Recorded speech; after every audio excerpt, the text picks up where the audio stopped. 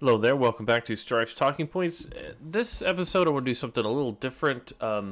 I have been seeing this and reading these words so often these last few days, weeks, and I just wanted to kind of do a breakdown of what some two words mean and what they actually are being shown to mean.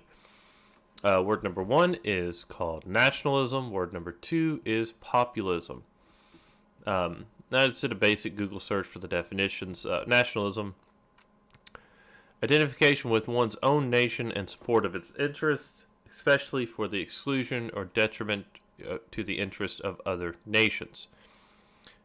Basically, if you are a nationalist, it means you think that your country should be treated by your nation for its own interests. So you would be the person who says America first, or China first, or India first. Now, most nations around the world are much more in tune with their own nationalism. They believe that they should have preferential rights for their citizens, for their people, and that they should be looking out for their own interest. Now, cooperation does occur, so you'll have a lot of nations who get give and take based on what they want, but in each of those, they are trying to get the best thing for their own people they can. Now, nationalism goes back historically to the 18th and or 19th and 20th century, where all these different nation states were being built. Nationalism was a cause of World War I. The Hungarians, I believe, or Serbians assassinated Archduke Ferdinand, and that touched off World War I, which led to the rise of many European nations as the Austro-Hungarian Empire was basically dismantled. You see dozens of new nations pop up, and the era of colonialism coming to the end through the middle of the 20th century with the rise of the African nations, independence of India.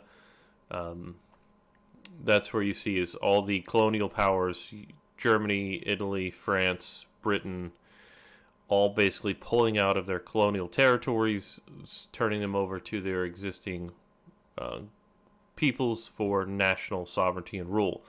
That is where nationalism really comes out of. And even Wikipedia, nationalism is a political, social, and economic idea and movement characterized by the promotion of the interest of a particular nation, especially with the aim of gaining and maintaining the nation's sovereignty, self-government over its homeland. Nationalism holds that each nation should govern itself free from outside interference, self-determination. That nation is a natural and ideas for a polity. And the nation is only rightful source of political power, source sovereignty. So basically, the nation has the right to exist. The nation needs to prefer its own people, its own laws, its own culture, the self-determination right to rule. Now, New York Times, this is an opinion piece from earlier this year, May the 25th, don't let nationalists speak for the nation. Again, nationalism actually means political social idea characterized to promote our own interests here in the U.S. or here in China, wherever. You promote the interests of the people of that country. Every political campaign involves a choice between elevating political discourse and degrading it. In the 2016 election, brought pornographic film star into prime time and made it blank front page news. Now, that was essentially the trolling of the left, which brought all this out, because no one really cares who sleeps with who. If it's a huge story, it may be an interesting thing. However, you'll notice they keep bringing up the same thing, the grab 'em thing, which was taken. I believe it's still one of the most odd things. It's just such a non-thing, talking about a rich, famous person, be it an athlete, a movie star, a billionaire TV star, who talks about the fact that women are throwing themselves at them. it seems so strange that that is still what the left, the farther left people are holding on to. Is they've got to keep talking about these things when most normal people just don't care, because if they think about it even a little, it's nothing. It's meaningless. The problems with the word nationalism and the abandonment of liberalism. The liberals have abandoned liberalism. Nationalism has always been a thing that liberals held on to. The people of this country, the right of rule, the culture of the country has always been a liberal idea. And now it has been dumped by the liberals. And Donald Trump, who was a Democrat until about 2008, and right up until his election, still follows liberal ideas from the Democratic Party. It is now considered far right, so the Liberal Party has shifted, not most of the country. Please do not use that word, but please use the word nation. The nation of Gettysburg Address, a new nation conceived in liberty and dedicated to the proposition that all men are created equal. And please do not use the word liberalism, which is what Lincoln meant by that proposition.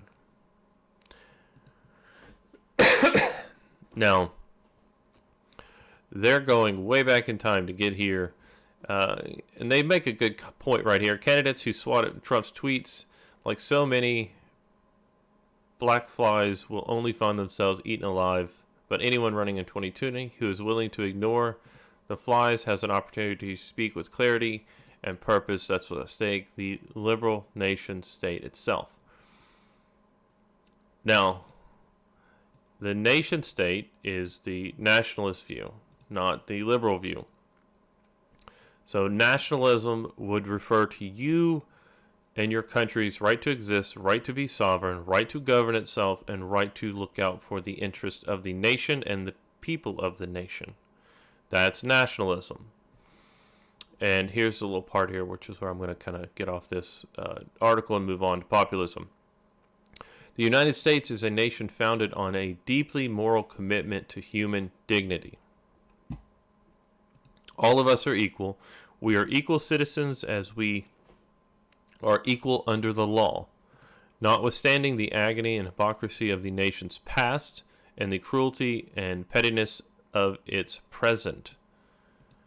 Now, notwithstanding the agony and hypocrisy of the nation's past. You cannot look at history through the lens of today. Hundreds of years ago, the average age for a lot of people to be married and be adults was about 15 to 16. You have to understand that indentured servants, all these different imported minors, slaves, all of them, didn't live past 35. It was a very rare thing that only a few people got to live into their 40s and 50s. Because life was hard. You didn't have the stuff we have today. And the cruelty and pettiness of its present, which I believe they're self-owning, they're referring to themselves and what you see today in the far left. Cruelty and pettiness, they just literally doxed a black dock worker or a forklift driver who ran Facebook sites and posted a slowed down video of Nancy Pelosi. The news organizations did this. Facebook did this. The media did this. They went after someone who made a mean video. We still have hundreds and countless videos and false quotes and misrepresentations, and none of that is taken seriously. But make a mean tweet on one side, it's over. These truths endure in the form of liberalism. Again, I don't think liberalism today, this year, means what it meant 5 years ago. I believe the entire idea of it has changed. Liberalism is not a species of partisanship. Liberalism is a belief that people are good and should be free, and people organize governments in order to guarantee that freedom. Now, nationalism is the belief that people should be organized to guarantee governments that concern their freedoms, and that's what they're trying to take. That guarantee includes protecting a habitable planet. Great. Throw in something that's completely unrelated. That's the trouble with how the media operates these days. They are taking a word, stripping pieces of that definition and the meaning of the word, and then trying to take a new word and force it in there so that nationalism is now a bad thing, liberalism is the only good, and liberalism also includes the planet, the whole planet. So not to be liberal and to believe in liberalism is to kill the planet, whereas nationalism, your right to organize as a nation, to exist, to have your own culture, to make your own decisions, is bad. When throughout history, nationalism led to the formation of multiple countries out of other groups: Jews, Polish, Serbians, Greeks, Italians, Germany. We think of these as big countries, but Italy wasn't formed that far back. Serbia, Poland, I think Poland's a little older. Jewish nationalism, State of Israel, China coming out of colonial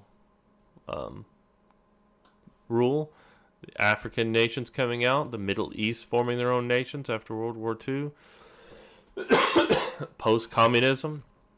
Nationalism is very important to peoples developing their own nation, making their own laws, setting their own rules, doing things. And they're trying to incorporate that to liberalism, which I don't think means what it meant 5 years ago. I really do think liberalism is now becoming more akin to socialism and authoritarianism than any other old version. Populism. Here's another word you see a lot. Election puts Europe on front line of the battle with populism. Oh, that sounds terrible. What is populism? A political approach that strives to appeal to ordinary people who feel their concerns are disregarded by established elite groups.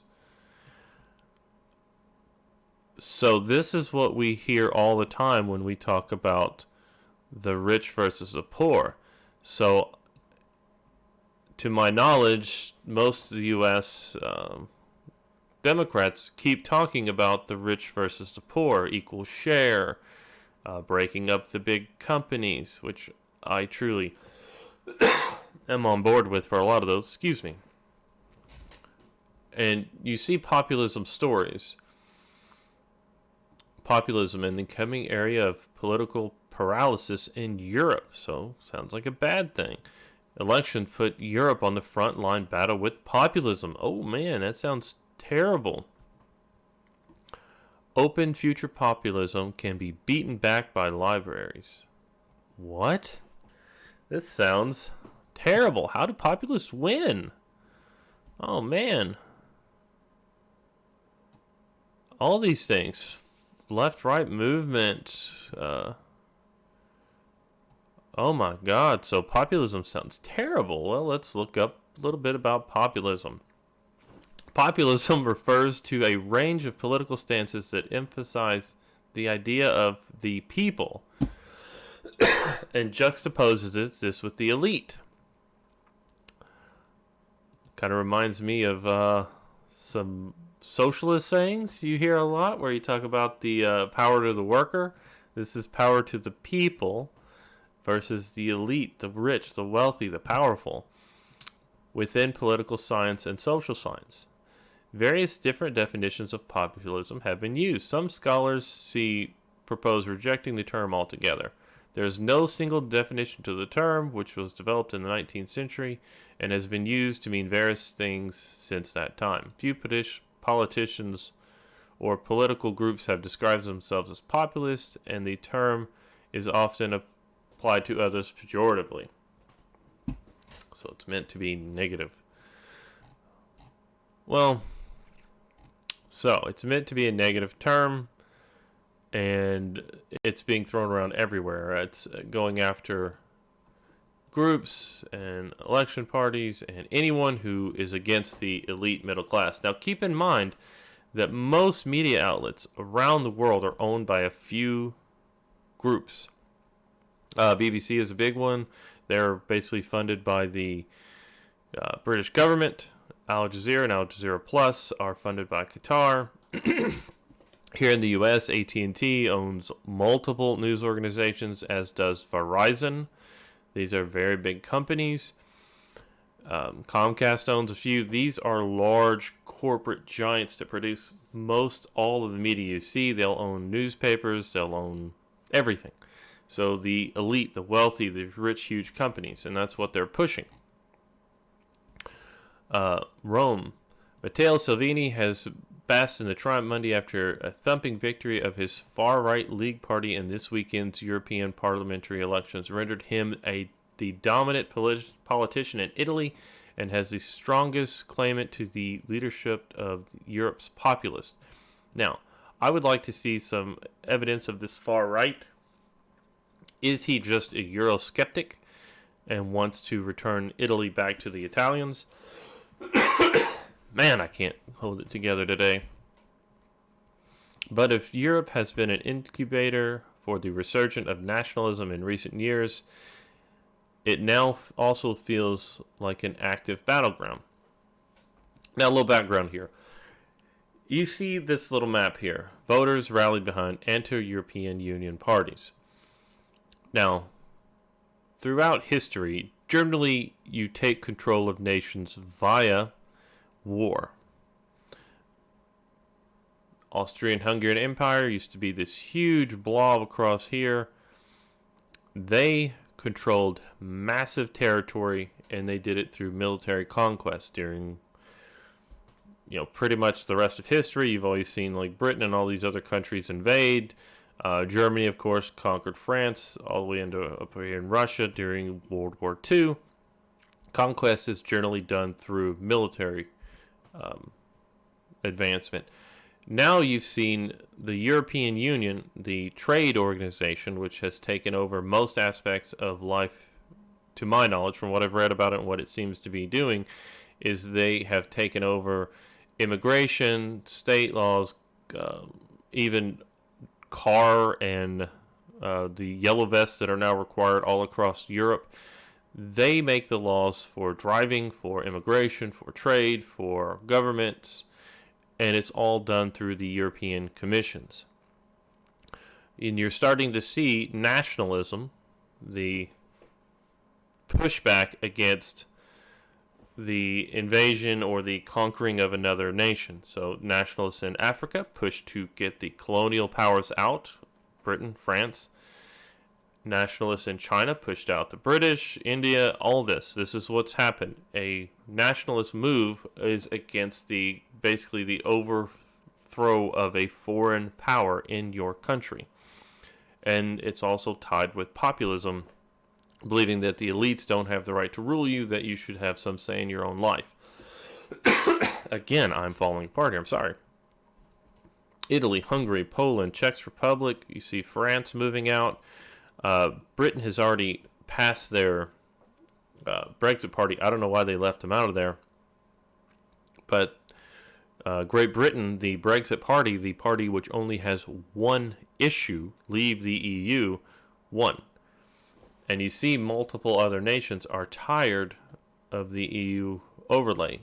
And I believe once these other nations start to pull out or break free, France will come as well, and then the whole thing will go down, because I don't think Germany can afford to pay the rest of it.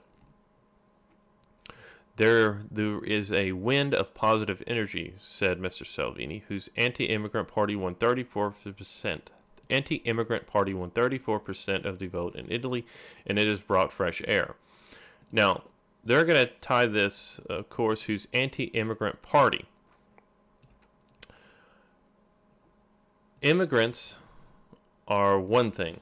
What you've seen across Europe and across the U.S. are mass migration of economic migrants. These aren't immigrants. They're not coming to your country because they think it's a good place and they want to become part of it. They're coming just to get money, bring their families over, and they live in these segregated communities.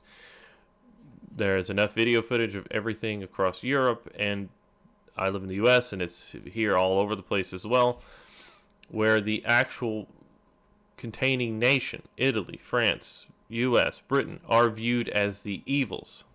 and these other countries need to take over, or these other cultures come in, and you're supposed to give them every right or change your rights so that they can live there without having to adjust to your culture. That's where the pushback comes back. If these people were coming because they wanted to become part of Italy, to become Italian, to become a member of the nation as a whole, I don't think you would be seeing this pushback. But you're seeing populism come across because the media, the liberal elites, these people have completely lost touch with the country. And I expect in the next couple of years, this more nationalist, more populist approach to come in, and you'll start seeing expulsions. You'll probably see the EU fall apart in the next few years, especially if the British and the US work out trade deals and the world WTO rules fall to Britain, and they're then able to exist without any harsh issue. I believe more and more of these EU members will start to drop. But I went way too long off target, so I'm very sorry for that. However, I'm also not. I mean, this is something that we need to start learning. Populism is not a bad thing. Nationalism is not a bad thing. Globalism is what's failing people all across the world. The EU, the common market, is not just a trade organization anymore. It controls driving regulations, immigration, all these different things that the EU was not supposed to do when I initially heard about it many, many years ago. Sovereignty, nations having the right to rule themselves, is coming back. Nationalism generally refers right back to the colonization of a culture by another culture, when people are losing their identity as a nation. This is not just the racial identity, black, white, religious. This is the actual cultural identity of an entire country. Italy is full of Italians. Once Italy starts to see there are fewer and fewer Italians, and they have all these different groups moving in, taking over, you just can't have that and still exist as Italy. And you see a lot of people refer to Europe or European who are not actually a member of any of these actual distinct cultural or racial groups. You see it in London, you see it in Germany, you see it all over the place, and then you see the pushback. Italy, Hungary, Poland, Great Britain, all of these countries in the EU are pushing out. They are becoming populist. Populism is moving in the U.S. Nationalism is moving in the U.S. The U.S., I'm a U.S. citizen, and I really do think I live in one of the best countries in the world. Yes, we have our issues. Yes, we could fix them. However, my government is so focused on random identity groups and segregating people that it just does not work. Anyway, that's the breakdown. Nationalism, not a bad word. Populism, again, not a bad word. It means just power to the people. I mean, that's been a statement for a long time. And neither of these mean mob rule. Neither of these means to invade or dominate other countries. These are really and truly just words that come out of what you could think of as colonialism, as being invaded by another group. And right now, with this massive migration of people who are being told not to incorporate into the country, not to develop the habits and culture of the people you're moving into, that's where these two come from. In my opinion, that's just it. Thank you all for listening, and I hope you have a wonderful day. Please like, comment, subscribe. Let me know what you think. I really do want to have these conversations. Mostly because I get bored. But hey, this is the stuff I find interesting in an average day. And if you want this alphahistory.com here, I read through this. I really did kind of like it. It just goes about independence movements, key points, rising nationalism. I'm a big history buff, and that was a good article. So thank you all for listening, and hope you have a wonderful day.